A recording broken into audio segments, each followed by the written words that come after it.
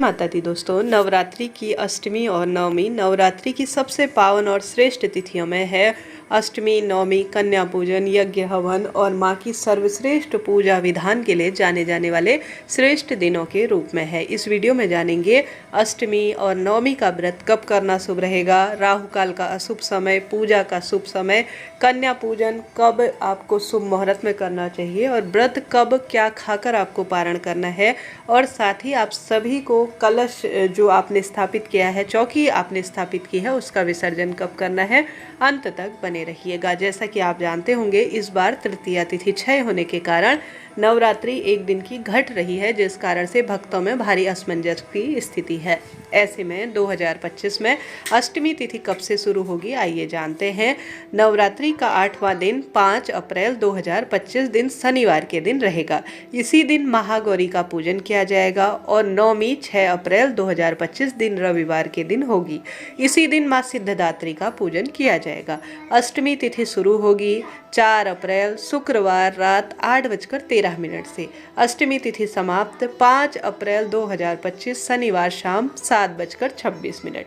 ऐसे में उदया तिथि और जो व्रत करने के नियम इत्यादि के अनुसार इस बार पंचांग में एक तिथि क्षय है और पंचांगकर्ताओं ने यही दिया हुआ है कि 5 अप्रैल 2025 दिन शनिवार के दिन ही अष्टमी का जो व्रत है, पूजन हवन है और आप अपने घर पर कन्या पूजन करते हैं, तो आप सभी अष्टमी तिथि का व्रत जो है 5 अप्रैल शनिवार को ही करें। बिल्कुल भी दुविधा, चिंता, टेंशन में ना रहें।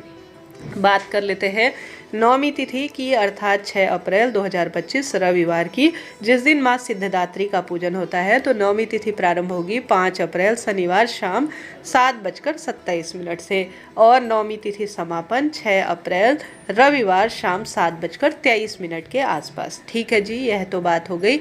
अब प्रश्न आते हैं, दीदी हमें व्रत कब खोलना चाहिए। देखिए, नवमी तिथि नवरात्रि कहा जाता है। संभव हो तो नवरात्रि पूर्ण हो जाने के बाद आप जो है दशहरे के दिन अर्थात 10वीं तिथि में सुबह अपने व्रत का पारण करते हैं तो अत्यधिक शुभ और श्रेष्ठ रहता है। 9 दिन की साधना आपकी पूर्ण होती है नवरात्रियों की।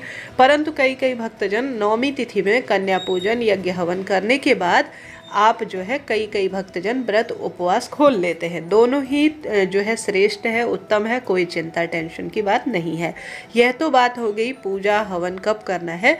अब अगर आप अष्टमी के निमित्त आपके घर परिवार में देवी का पूजन होता है, कन्या पूजन होता है, तो आप अष्टमी 5 तारीख को इसी दिन कन्या पूजन करें। कई भक्तजन नवमी के दिन कन्या पूजन करते हैं तो वह 6 अप्रैल रविवार को करेंगे।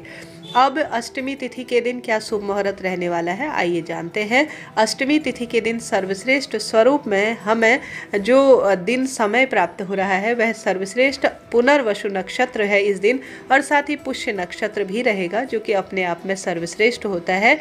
ऐसे में इस दिन आप इस बात का ध्यान रखें कि आपको राहु काल का परित्याग करना है किसी भी शुभ काम के लिए। तो राहु काल 9:15 से 10:50 के आसपास रहने वाला है।